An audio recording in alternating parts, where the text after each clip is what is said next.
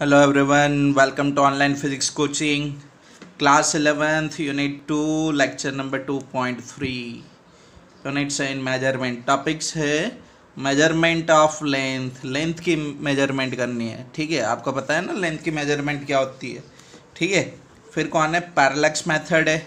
ठीक है, फिर टेक्स्ट बुक्स वाले एग्जाम्पल मैंने यहाँ पे लिए 2.1, 2.2, 2.3 एंड 2.4। समझ में आ कि नहीं आपको, इतना आज हमें लर्न करना है। ठीक है, देखो बच्चों, मैं फिर भी आपको अभी भी रिपीट करके बोल रहा हूँ, बार बार बोलता हूँ कि जब भी आप देखो ना, सब अपने दिमाग को 100% कॉन्सेंट्रेट करके देखो। आपको याद रह जाता है कि एक 3 आवर की आप मूवी देखते हो, सब याद रह जाता है। ये सर यहाँ पे जो 30 मिनट करवाते हैं ना, वो याद रखना आपके लिए डिफ़िकल्ट है। तो सबसे बड़ी प्रॉब्लम क्या होती है कि आप ना कंसंट्रेशन के मतलब कि 100% फोकस बना के नहीं बैठते, वो प्रॉब्लम कर जाता है। एक ध्यान लगा के पढ़ाई करो आप। ठीक है, और कुछ काम है ही नहीं। एज अ स्टूडेंट आपके पास काम क्या होता है, देखो आपके पेरेंट्स आपके काम करते कि नहीं करते, वो उनकी ड्यूटी है। तो आपकी ड्यूटी क्या होती है, पेरेंट्स अपने पीछे मेहनत करते तो अच्छे से हम पढ़ाई करें। ठीक है, चलो तो अच्छे से दिमाग लगा के बैठना है ना आप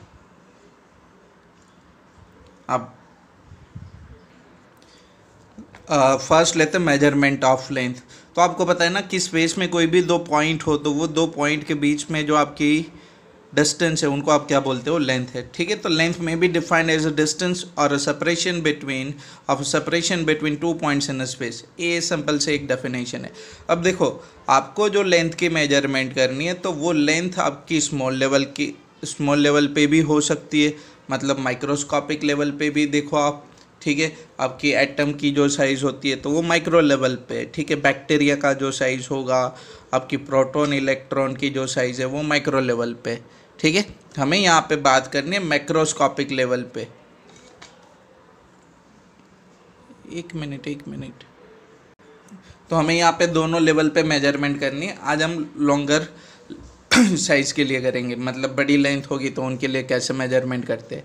तो उनके एग्जांपल है, स्टार का साइज़ डिफाइन करना, सन का साइज़ डिफाइन करना, अर्थ है, डिस्टेंस बिटवीन अर्थ एंड सन है, देखो कितनी बड़ी लेंथ होती है। ठीक है, तो उनको हम मेजर करेंगे और एक स्मॉल साइज़ के लिए मेजरमेंट होगी। ठीक है, तो जो बड़े लेवल पे होगा उनको आप क्या बोलते हो, मैक्रो लेवल पे, और जो स्मॉल लेवल पे उनको आप क्या बोलोगे, माइक्रो लेवल पे। ठीक है, तो दो मेथड होती है मेजरमेंट की, एक डायरेक्ट मेथड होती है और एक दूसरी होती है इनडायरेक्ट मेथड। तो इनडायरेक्ट मेथड में कुछ नहीं होता, वहाँ पे आप कैलकुलेशन करके मेजरमेंट निकालते हो। ठीक है, तो वो दोनों मुझे एक्सप्लेन करनी है यहाँ पे। तो देखो, some of the direct method are meter scale. आपको पता है ना, आप जब भी टेलर के वहाँ पे जाते हो तो वो आपकी मेजरमेंट लेता है ना। ठीक है, उनके पास स्केल होती है। ठीक है, आप जब भी कोई क्लोथ लेने जाओ तो वो जो कपड़ा आपको मिलता है वो मेजर करके देता है आपको। सेकंड होती है वर्नियर कैलिपर, ये आप लैब में देखोगे। ठीक है, स्क्रू गेज भी वहाँ पे आप देखोगे। क्लियर, तो मीटर स्केल से आप जो मेजरमेंट कर सकते हो वो कितना है, 10⁻³ मीटर, मतलब कि 1 mm। कितना है, 1 mm टू 10⁻² मीटर, मतलब अप टू 100 mm। समझ में आ कि नहीं, 1 mm से 100 mm तक, 100 मीटर तक आप मेजरमेंट कर सकते हो थ्रू द मीटर स्केल। फिर वर्नियर कैलिपर, तो देखो वर्नियर कैलिपर की जो रेंज है तो वो वर्नियर कैलिपर की रेंज कितनी है, मैं यहाँ पे आपको लिख के दिखाता हूँ। वर्नियर कैलिपर वो 1/10 mm, मतलब कि मीटर 1 mm जो होगा ना उनका भी 10th पार्ट मेजर करेगा वो, मतलब वो होता है 0.1 mm। कितना होगा, 0.1 mm, जिसको आप 10⁻⁻⁴ मीटर भी बोल सकते हो। जबकि आपकी माइक्रोमीटर जो स्क्रू गेज होगी, माइक्रोमीटर स्क्रू गेज होगी, वो 1 mm का 100 पार्ट्स मेजर करके देता है। ठीक है, क्लियर, तो इनका मिनिमम मेजरमेंट होगा 0.01 mm, जिसको आप बोल सकते हो 10⁻⁻⁵ मीटर। ये इनकी मिनिमम मेजरमेंट है, ये इनकी कौन सी मेजरमेंट है, मिनिमम मेजरमेंट। ठीक है, तो ये 3 डायरेक्ट मेथड है कि देखो यहाँ पे आपकी है ना यहाँ पे स्केलिंग है कि नहीं, ये 1 सेंटीमीटर है। ठीक है, अंदर एक जो पार्ट होगा वो 1 mm है। तो ये आपकी जो मेजरमेंट है, तो ये सारी मेजरमेंट कौन से, डायरेक्ट मेजरमेंट है। कि मुझे पेंसिल की लेंथ मेजर करनी है, मानो कि लाइक ए स्केच इनकी लेंथ मेजर करनी है, मैं यहाँ पे ऐसे स्केल रख दूँ, यहाँ पे मुझे मिल गया भाई 13 सेंटीमीटर, तो ये इनकी लेंथ हो गई ना मेजर डायरेक्ट, तो ये डायरेक्ट मेथड है। तो जब आप डायरेक्ट मेथड से मेजरमेंट नहीं कर पाओगे तो आपको क्या करना पड़ेगा, कोई कैलकुलेशन लगानी पड़ेगी, ठीक है, क्लियर। तो वो कैलकुलेशन कौन से मेथड हो जाएगी, आपकी इनडायरेक्ट मेथड, क्लियर। तो for all other distance beyond this ranges we use indirect method. और इनडायरेक्ट मेथड सिंपल कौन सी, एक सिंपल मैं बोलूँ कैलकुलेशन से जो आप मेजरमेंट करो उसको आप क्या बोलोगे, इनडायरेक्ट मेजर, ठीक है। तो आपकी प्लेनेट है, स्टार है, उनका अर्थ से अगर आपको डिस्टेंस फाइंड आउट करना है तो उनके लिए ना एक मेथड यूज़ करते हैं, पैरेलैक्स मेथड। उनके लिए हम कौन से मेथड यूज़ करेंगे, पैरेलैक्स मेथड। तो इनको हमें डिटेल में स्टडी करना है और इनके बेसिस पे ही हमें न्यूमेरिकल करना है, क्लियर। तो ये याद रखो, पैरेलैक्स मेथड किस कौन से मेजरमेंट के लिए यूज़ होगी, it will used for large measurement, large distance measurement, ठीक है। काफ़ी ज़्यादा डिस्टेंस होगी, like between earth and some planet, ठीक है, earth and star, earth and sun, तो उनके लिए आपकी कौन से मेथड यूज़ होगी, पैरेलैक्स मेथड। अब देखो यहाँ पे मैं बता दूँ साथ में ही, पैरेलैक्स मेथड की दो एप्लीकेशन है, एक डिस्टेंस मेजर करके देगा और दूसरा आपका जो ऑब्जेक्ट होगा ना उनका साइज भी वो मेजर करके देगा। दो, डिस्टेंस एंड साइज भी मेजर करके देता है, ठीक है। कैसे मेजर करेगा आगे जाके हमें लर्न करना है, ओके। चलो पहले डेफिनेशन लेते हैं पैरेलैक्स मेथड के अंदर, फिर मैं आपको एक्सप्लेन करता हूँ। Parallax is the name given to the change in the position of an object with respect to background, ठीक है। When the object is seen from two different position and the distance between two position point observation is called basis, ठीक है। तो एक parallax एक आपकी मैं simple बोलूँ तो फिनोमिनन है, ठीक है, जहाँ पे आपका ऑब्जेक्ट का पोजीशन चेंज होके मिलता है। देखो इनके लिए मैं आपको बेस्ट एग्जांपल देता हूँ, यहाँ पे ध्यान से सुनना आप। देखो दोस्तों, सबको यहाँ पे ना आपको एक एक्टिविटी करनी है, जैसे मैं बोलूँ ना वैसे आप यहाँ पे ऐसे एक कोई जगह पे बैठ जाओ जहाँ पे आपको सामने ना एकदम प्लेन बैकग्राउंड दिखे। जैसे कि आपको मुझे अभी क्या दिख रहा है कि कैमरा के सामने ना एक वाइट बैकग्राउंड है, दीवार है, ठीक है। और फिर आप सबको क्या करना है, अपनी राइट हैंड या तो लेफ्ट हैंड की ये जो फिंगर है ना उनको ऐसे रखो सामने, आपके सामने। कहाँ पे रखनी है, आपके सामने रखनी है, ठीक है, क्लियर। अभी इनको ना आप 2 बार ऑब्जर्वेशन करोगे। कैसे ऑब्जर्व करोगे, जैसे मैं बोलूँ वैसे ही आपको ऑब्जर्व करना है। अगर आपको पहले आप सुन लो, फिर आप वीडियो को रिवाइंड करके फिर से ये एक्टिविटी करो। एक उंगली को ऐसे रखा मैंने, अभी मैं क्या करूँ, एक लेफ्ट आई को मैंने बंद कर दिया और राइट आई से इनको मैं ऑब्जर्व कर रहा हूँ। तो देखो आप भी वैसे ही करो, मैं ये कैमरा में नहीं देखना, ये वीडियो में नहीं देखना, आपको खुद एक्टिविटी करनी है। आप भी अपनी राइट हैंड की उंगली को ऐसे रखो दीवार के सामने, थोड़ी दूर से देखो उनको, ठीक है। लेफ्ट आई बंद कर दो, राइट आई से देखो, दिख रही कि नहीं, ठीक है। फिर आप क्या करोगे, आपकी लेफ्ट आई पहले बंद थी ना, अभी राइट को बंद करो और लेफ्ट से देखो, तो आपको क्या दिखेगा, इनकी पोजीशन अलग अलग दिखती है कि नहीं। आप करके देखो, आपको दिखेगा, आपको इनकी पोजीशन अलग अलग दिखेगी कि नहीं, ठीक है। तो ये जो इनकी पोजीशन में चेंज हो रहा है ना, उसी को आप क्या बोलते हो बच्चों, पैरेलैक्स बोलते हो। समझ में आ कि नहीं, आपको एक बार लेफ्ट आई को बंद करके देखना है, एक बार राइट आई को बंद करके देखना है, ठीक है, क्लियर। तो आपको इनकी पोजीशन में जो चेंज दिखता है वही आपका क्या है, पैरेलैक्स है। आपको खुद करना है, कैमरा में तो उंगली वहीं पे रहेगी, ठीक है, आप खुद इनको करके देखो, इसी को आप क्या बोलते हो, पैरेलैक्स बोलते हो। समझ में आ कि नहीं। और यहाँ पे जो डिस्टेंस बिटवीन 2 ऑब्जर्वेशन पॉइंट होगा, मतलब देखो एक बार लेफ्ट आई से और एक बार राइट आई से, मतलब मैं बोलूँ कि लेफ्ट आई और राइट आई का जो डिस्टेंस होगा वो क्या बनेगा, उनका बेसिस बनेगा। समझ में आ कि नहीं, क्लियर। चलो आगे आ जाओ। देखो बच्चों, जैसे मैंने आपको एक्टिविटी बोली ना उंगली वाली, वैसे ही करनी है, लेकिन यहाँ पे खाली आपको क्या बोला है, पेन, उंगली की जगह पे पेन रखो। एक बार लेफ्ट आई को बंद करके देखो, एक बार राइट आई को बंद करके देखो, तो आपकी जो ऑब्जेक्ट होगी, आपकी जो पेन होगी या तो आपकी जो उंगली होगी, उनकी पोजीशन में आपको क्या मिलता है, चेंजेस मिलता है, ठीक है। उसी को आप क्या बोलोगे, पैरेलैक्स बोलोगे। उसी को आप क्या बोलते हो बच्चों, दैट इज कॉल्ड पैरेलैक्स, ठीक है। और यहाँ पे आपकी दो आँख के बीच में जो डिस्टेंस होगी वो क्या बनेगी, आपकी बेसिस बनेगी, distance between 2 point of observation. एक बार आपने लेफ्ट आई से देखा, एक बार आपने राइट आई से देखा, तो लेफ्ट एंड राइट आई का जो डिस्टेंस होगा, ठीक है, वो आपका क्या बनेगा, बेसिस बनेगा। समझ में आ कि नहीं, क्लियर। चलो ये वाला, तो यहाँ पे देखो कि मानो कि यहाँ पे एक ऑब्जेक्ट में कंसिडर करूँ, या तो पेन आप कंसिडर कर लो, ठीक है, क्लियर, या तो कोई प्लेनेट में कंसिडर कर लो, प्लेनेट एस, और ये 2 पॉइंट ऑफ ऑब्जर्वेशन है, ठीक है, ये 2 point A and B observation है। एक बार यहाँ पे मैं यहाँ से देखूँगा और एक बार यहाँ से देखूँगा, ठीक है, तो मुझे क्या दिखेगा, इनकी पोजीशन चेंज होती हुई दिखेगी जो आपका पैरेलैक्स है। लेकिन एक बार यहाँ से देखा, एक बार यहाँ से मैंने देखा, तो ए बी जो बनता है ना वो क्या बनेगा, बेसिस बनेगा, distance between 2 point of observation. Clear. और यहाँ पे देखो आपकी ये अर्थ पे 2 पॉइंट कंसिडर करो और ये प्लेनेट को कंसिडर कर लो। ये दोनों पॉइंट ऑफ ऑब्जर्वेशन से यहाँ पे कोई एंगल बन रहा है कि नहीं, यहाँ पे आपका थीटा, तो ये जो थीटा एंगल बनती है ना उनको आप क्या बोलोगे, पैरेलैटिक एंगल बोलोगे, या तो पैरेलैक्स एंगल बोलोगे। उनको क्या बोलोगे आप, पैरेलैटिक एंगल, या तो फिर क्या बोलोगे, parallax angle. Angle formed by basis to the planet और object is called parallactic angle और पैरेलैक्स एंगल। नेक्स्ट पेज के अंदर इनकी डेफिनेशन होगी।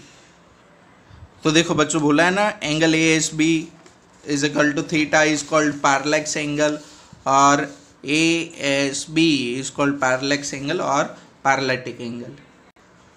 और ये जो डी है ना, that is distance between observation point and object, मतलब यहाँ पे आपकी जो प्लेनेट है उनका डिस्टेंस।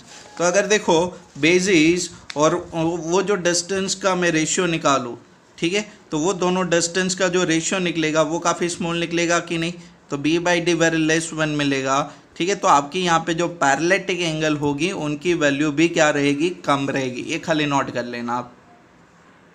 तो यहाँ पे आपका एंगल स्मॉल होगा, तो ये जो आपकी ए बी होगी ना उनको मैं क्या बोल सकता हूँ, एक आर्क बोल सकता हूँ, और थीटा इज इक्वल टू क्या लग जाएगा, आर्क डिवाइड बाय रेडियस। तो ए बी आर्क बनेगा और बी एस और ए एस आप बोलो कि उनकी रेडियस बनेगी जो किसके बराबर है, कैपिटल डी के बराबर। तो देखो मेरा इक्वेशन है यहाँ पे काम लग जाएगा ना, कि angle is equal to arc divide by radius, तो रेडियस क्या बन जाएगी, radius is equal to arc divide by angle. तो आर्क कितना होगा आपका, बेसिस के बराबर, ठीक है, ये कौन है आपकी बेसिस, और थीटा कौन है आपकी, पैरेलैक्स एंगल, पैरेलैक्स एंगल। तो आपने नोट किया, आपको क्या मिल गया, आपको डी मिल गया। डी क्या होता है आपका, distance between point of observation and object. तो ये पॉइंट ऑफ ऑब्जर्वेशन ये कहाँ पे थी, आपकी अर्थ पे थी, और ये कौन था आपका, कोई प्लेनेट था, ठीक है। तो आपको क्या मिल गया, देखो अर्थ और आपकी प्लेनेट के बीच का डिस्टेंस मिल गया डी, किसके बराबर मिला, b डिवाइड बाई थीटा के बराबर, b डिवाइड बाई थीटा के बराबर। आपको लगेगा कि सर ये तो आपने क्या किया, theta is equal to arc divide by radius और नाम बोल दिया पैरेलैक्स मेथड। तो मैं क्या बोलूँ पता है आपको, हाँ भैया वैसे ही है, वही किया, और न्यूमेरिकल के अंदर भी आपको भी वही करना है ना, ठीक है, क्लियर, हार्ड है ही नहीं इतना। तो देखो ये मिल गया कि नहीं आपको, ठीक है, यहाँ पे बस वही लिखा है जो अभी मैंने आपको बोला। अब देखो आपको याद करना है, मैंने आपको एक और बोला था कि आपकी जो पैरेलैक्स मेथड है उनकी एक और एप्लीकेशन है, you can determine the size of the या तो डायमीटर ऑफ द प्लैनेट, ठीक है। हाँ लेकिन कब, जब आपको ऑब्जर्वेशन पॉइंट और आपकी जो ऑब्जर्व कर रहे हो जिसको आप ऑब्जेक्ट को, उनके बीच का डिस्टेंस पता हो, तो मतलब जब डी आपको पता हो तो देखो यहाँ पे भी वही है, theta is equal to arc divide by radius, ठीक है। तो यहाँ पे इस मेथड की सेकंड एप्लीकेशन है कि आपकी कोई भी ऑब्जेक्ट होगी तो वो ऑब्जेक्ट की आप एंगुलर डायमीटर या तो मैं बोलूँ कि उनका साइज आप निकाल सकते हो। तो देखो similar method can be use to determine the size और angular diameter of planet if D is known. तो डी कौन है, distance between planet and earth, तो this is your D, clear. तो अगर ये आपके पास इनकी वैल्यू है तो आप क्या निकाल सकते हो, ये आपकी जो प्लैनेट होगी उनका डायमीटर। अब देखो कि यहाँ पे आपको बोला है D is the diameter of planet, clear, alpha is the angular size of the planet. अब देखो अल्फा इज़ एंगुलर साइज, अब जब भी न्यूमेरिकल में आपको बोले ना कि ये प्लैनेट का एंगुलर साइज गिवन है तो वो कोई नहीं, आपकी पैरेलैटिक एंगल गिवन होगी, ठीक है। ये देखो ये प्लैनेट का एंगुलर साइज मतलब उनसे जो पॉइंट ऑफ ऑब्जर्वेशन पे जो एंगल सबटेंड हो, ठीक है, क्लियर, ऑपोजिट पॉइंट से, उनको आप क्या बोलोगे, angular size of the planet. तो इनको याद रखना। तो यहाँ पे देखो सेम फार्मूला है कि नहीं, कि theta is equal to arc divide by radius, A B को आर्क बोल दिया, ठीक है, ये बी डी बी ओ आपका रेडियस बन गया डी के बराबर। तो अल्फा आपके एंगल है, alpha is equal to D divide by B O. D divide by capital D. तो डी आपका क्या बन जाएगा, ये देखो इनका डायमीटर बन जाएगा, तो किसके बराबर बनेगा, अल्फा इंटू डी के बराबर। क्लियर। तो यहाँ पे आपको सब गिवन है। क्लियर। अल्फा कौन है, angle subtended by D at the earth point. ठीक है, समझ में आ कि नहीं। और अगर मैं यहाँ से बोलूँ एक पॉइंट एक पोजीशन से एक बार यहाँ पे ऑब्जर्वेशन लूँ और एक पोजीशन सेम पोजीशन से दूसरी बार यहाँ पे ऑब्जर्वेशन लूँ, तो दोनों ऑब्जर्वेशन के बीच में आपको एंगल मिलेगा कि नहीं। ठीक है, तो ये टेलीस्कोप से भी आप निकाल सकते हो। आप कहाँ से निकाल सकते हो, इनको टेलीस्कोप से भी निकाल सकते हो। समझ में आ। तो एंगुलर साइज आप टेलीस्कोप से निकाल दोगे और ये डिस्टेंस डी पता होगा, तो ये ऑब्जेक्ट का आपका प्लेनेट का डायमीटर आपको मिल जाएगा। चलो अभी इनके इक्वेशन के बेसिस पे न्यूमेरिकल्स करते हैं। और देखो सब सिंपल है। ठीक है, क्लियर, कोई नहीं है इतना difficult. Example number 2.1, calculate the angle of 1 degree 1 minute 1 second in radian. 1 degree को आपको रेडियन में कन्वर्ट करना है, 1 मिनट को आपको रेडियन में कन्वर्ट करना है, 1 सेकेंड को आपको रेडियन में कन्वर्ट करना है। और आपको बोला 360 degree is equal to 2 pi radian, 1 degree is equal to 60 minutes, ये मैंने आपको करवाया था है ना, and 1 minute is equal to 60 second. तो फर्स्ट केस लेते to convert 1 degree into radian. तो देखो यहाँ पे फर्स्ट, तो आपको आप सबको पता है ना कि 360 degree is equal to 2 pi radian. तो 1 degree is equal to how much radian, simple cross multiplication भैया। तो 2 pi divide by 360 degree, pi divide by 180। Clear, आपको पता है ना। क्लियर, समझ में आ कि नहीं। ए पाई की जगह पे 3.14 divide by 180, 1.745 into 10 to the power of -2 radian. अब बोलो कि सर ये डिग्री कहाँ गया, तो देखो ये भी डिग्री था ना आपका, 1 डिग्री, डिग्री वहाँ पे निकल जाएगा। क्लियर, तो आंसर आपको क्या मिल जाएगा, रेडियन के अंदर मिल जाएगा। तो 1 degree is equal to this much radian, और इनको याद रखोगे आप। फिर देखो सेकेंड, अब देखो 1 डिग्री मिल गया ना आपको, तो आपको पता है ना कि 1 डिग्री के अंदर कितने मिनट्स होती है, 60 मिनट्स। तो मैं बोल सकता हूँ कि 60 minutes is equal to this much radian, same, क्योंकि 1 डिग्री मतलब 60 मिनट्स। तो आपको सेकेंड कैलकुलेशन क्या करनी है, आपको 1 मिनट के अंदर 1 मिनट को रेडियन में कन्वर्ट करना है। तो यहाँ पे देखो कि 60 minutes is equal to 1.745 into 10 to the power of -2 radian, then 1 minute will be how much radian? Cross multiplication, 7.145 into the power of -2, 1 minute divided by 60 minutes। ठीक है, तो आपको क्या मिलेगा, 1 minute is equal to 2.908 into 10 to the power of -4 radian। Clear, समझ में आ कि नहीं आपको। चलो फिर नेक्स्ट, अब देखो 1 मिनट मतलब 60 सेकेंड्स, यस और नो, है ना। तो 60 सेकेंड्स मतलब दिस मच रेडियन, है कि नहीं। आपने 1 मिनट्स का निकाला ना, तो 1 मिनट्स मतलब 60 सेकेंड। तो 60 second is equal to this much radian. तो 1 सेकेंड में कितना होगा, क्रॉस मल्टीप्लिकेशन करो भैया, तो आपको मिल जाएगा answer 4.85 into 10 to the power of -6 radian.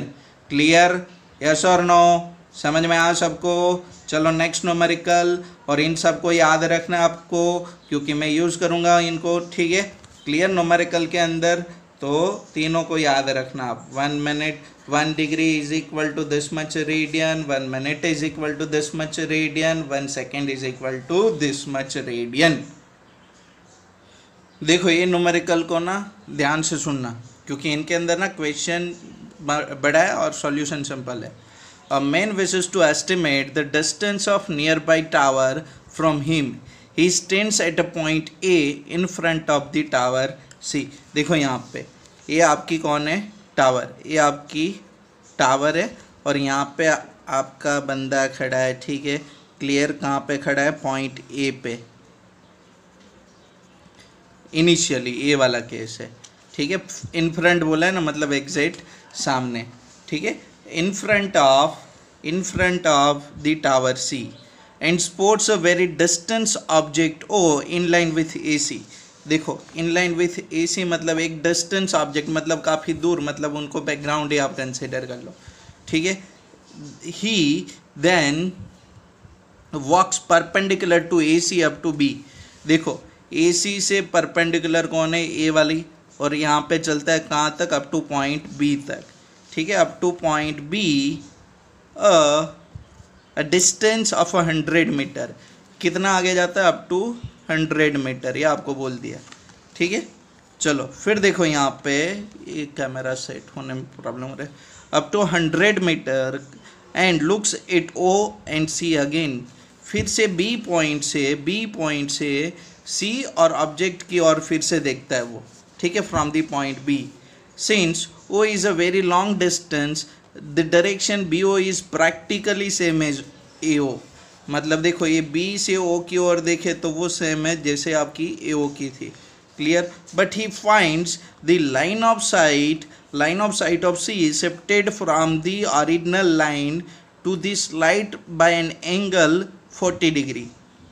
Theta is known as parallax. Estimate the distance of tower C from his original position. देखो इनको आप नोट करो, आपको यहाँ पे बोला कितना 40 डिग्री शिफ्ट होके मिला।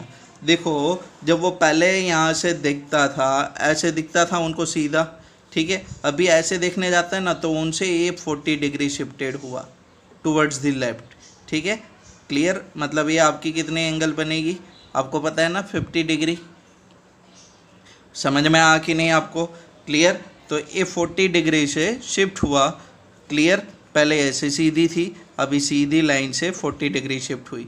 तो आपको क्या फाइंड आउट करना है, estimate the distance of tower C from this original position A, मतलब आपको in short AC find out करना है। देखो आपके पास कौन से डिस्टेंस है मैं बता दूँ आपको।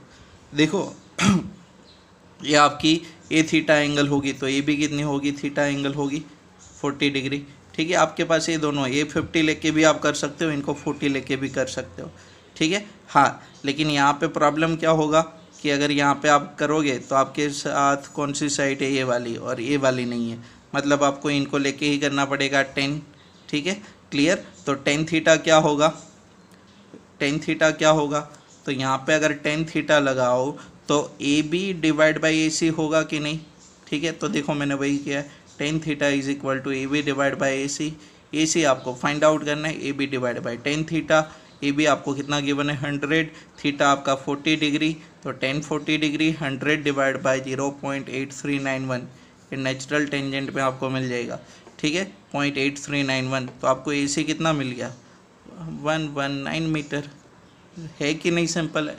अब आप बोलो कि सर यहाँ पे तो ना ट्रिगोनोमेट्री यूज़ कर लिया आपने, वही है ना, लेकिन देखो थोड़ा मतलब क्वेश्चन में फंडा आपका कौन सा था, फिजिक्स का था, ठीक है, क्लियर। सॉल्यूशन आपने सिंपल ट्रिगोनोमेट्री से किया। चलो फिर next, the moon is observe from 2 diametrically opposite point A and B on the अर्थ, ठीक है। मैं अभी आपको दिखाता हूँ। The angle theta substance at moon by 2 direction of observation is given 1 degree 54 minutes, given the diameter of earth to be about, ये basis बोलो या तो diameter given है 2.76 10 to the power of 7 meter, compute the distance of moon from the earth। देखो आप अर्थ के दो अलग अलग पॉइंट्स है ना, मून के ये वाले पॉइंट पे ऑब्जर्वेशन बना रहे हो, ठीक है, और ए भी आपको गिवन है 1.276 into 10 to the power of 7 metre, और ये जो थीटा है ना एंगल वो भी आपको गिवन है 1 डिग्री 54 मिनट्स। तो आपको ये वाला डिस्टेंस फाइंड आउट करना है, AO फाइंड आउट करना है, आप बोलो BO फाइंड आउट करना है। तो सिंपल, तो ये जो आपका parallactic angle theta is equal to arc divide by radius वही यूज़ करेंगे अब, लेकिन यहाँ पे एंगल में थोड़ा आपको देखना पड़ेगा। थीटा कितना 1 डिग्री 54 मिनट्स, तो इनको रेडियन में कन्वर्ट करना है, लेकिन रेडियन में कन्वर्ट करने से पहले ये देखो ये डिग्री और मिनट्स, तो उनको इक्वल कर दूँ मैं, तो 1 degree is equal to 60 minutes, और ये 54 मिनट्स तो है ही, तो 60 प्लस 54 कर दूँ तो कितना बन जाएगा 114 मिनट्स, क्लियर। अब देखो 1 minute is equal to 2.91 into 10 to the power of -4 radian. देखो अभी फर्स्ट न्यूमेरिकल के अंदर किया था, ठीक है, तो 114 minute is equal to how much radian, cross multiplication करो क्लियर। तो आपको कितना आंसर मिलता है 3.32 इंटू 10⁻⁻² रेडियन। ठीक है, क्लियर। चलो, तो from the figure d is equal to b by theta, सीधा है ना, सिंपल। ये डिस्टेंस आपकी कौन है, d है कि नहीं, क्लियर। आप करते हो ना theta is equal to arc divide by radius, तो ऐसे नहीं करते आप, तो d को सब्जेक्टिव कर दो, तो d क्या होगा आपका b बाई थीटा। b किसके बराबर होगा 1.276 इंटू 10⁻⁷, जो आपको क्वेश्चन के अंदर गिवन है, और थीटा अभी आपने कन्वर्ट किया रेडियन के अंदर यहाँ पे, क्लियर। वैल्यू लगा दो तो आपको क्या मिल गया, डिस्टेंस मिल गया, distance between moon and observation point from the earth on the earth, clear. तो this will be R D. अब देखो, कोई लास्ट टाइम ना मुझे किसी ने फ़ोन करके बोला था कि सर आप नोट्स के अंदर क्यों एक्सप्लेन करते हो। तो देखो, नोट्स के अंदर ना मैं मार्कर या तो स्केच पेन यूज़ नहीं कर सकता, ठीक है, और प्राइवेसी पर्पज़ से मैं अभी बोर्ड लेक्चर भी रिकॉर्ड नहीं कर रहा हूँ। तो बेटर है कि मैं ये नोट्स अच्छे से रखूँ, तो आपको यही नोट्स में स्कैन करके भेज पाऊँ, ठीक है। अगर इसके अंदर मैंने चेक चाक कर दी हर जगह पे इसके स्केच पेन यूज़ कर दी, ठीक है, तो नोट्स बिगड़ जाती है, क्लियर। इसीलिए आपको, हाँ, कोई भी पॉइंट पे आप डाउट हो मुझे व्हाट्सएप पे वीडियो कॉल कर सकते हो, नंबर तो देखो मेरा यहाँ यहीं पे होगा, ठीक है, इसी के ऊपर आप मुझे कॉल कर देना 8320326921। और किसी ने मुझे बोला था कि सर आप कहाँ से हो, तो basically I am from Ahmedabad and I am working as a lecturer in South International School New Naroda. चलो नेक्स्ट 2.4, नाम है मेरा अमित पटेल, जो वाटर मार्क में आपको दिख रहा है भैया, है ना। Next numerical 2.4, sun's angular diameter is measured to be 1920 seconds. The distance d of the sun from the earth is 1.496 into 10⁻11 meter, ठीक है। What is the diameter of the sun? देखो, आपको ये डिस्टेंस d गिवन है, आपको alpha given है, simple आप क्या करोगे, थीटा इज इक्वल टू, मतलब alpha is equal to arc divide by radius, यही फॉर्मूला आप लगाओगे ना, तो आपको तो d फाइंड आउट करना है ना, सन का डायमीटर, क्लियर। चलो तो लगा देते, लेकिन सबसे पहले एंगल को आपको रेडियन में कन्वर्ट करना पड़ेगा। 1920 सेकेंड जो एंगल गिवन है उनको रेडियन में कन्वर्ट करोगे, ठीक है। तो 1 सेकेंड, देखो फिर से आया ना, use of first numerical, 1 second is equal to this much radian 1920, how much, cross multiplication, तो आपको ये क्या मिल गया, एंगल मिल गया रेडियन के अंदर, 1920 सेकेंड इतने रेडियन के बराबर होगा, ठीक है। तो डायमीटर ही निकालना है ना, d is equal to alpha D, angle मिल गया, d आपको गिवन है, ये आपको क्वेश्चन के अंदर गिवन है, कितना गिवन है 1.496 इंटू 10⁻11, तो ये आपको क्या मिल जाएगा 1.39 इंटू 10⁻9 मीटर। सबको समझ में आ कि नहीं, आप होप कि सबको अच्छे से समझ में आ रहा है, ठीक है। आप अपने ये वीडियोस को अपने दोस्तों के साथ शेयर करो, ठीक है, चैनल को सब्सक्राइब करो और मज़े करो, सबका ध्यान रखो, ठीक है, और झूठ कभी मत बोलो, बी ऑनेस्ट। अगर आप ऑनेस्ट बनते हो ना तो आपके अंदर कॉन्फिडेंस आ जाएगा, किसी से डर नहीं रहेगा। और मुझे ना एक सिंघम का डायलॉग बहुत पसंद है, ज़रूरतें कम रखो, ज़मीर में दम रखो, खाली फोकट का कोई खर्चा वर्चा ना करो, पेरेंट्स को सपोर्ट करो। Okay, bye.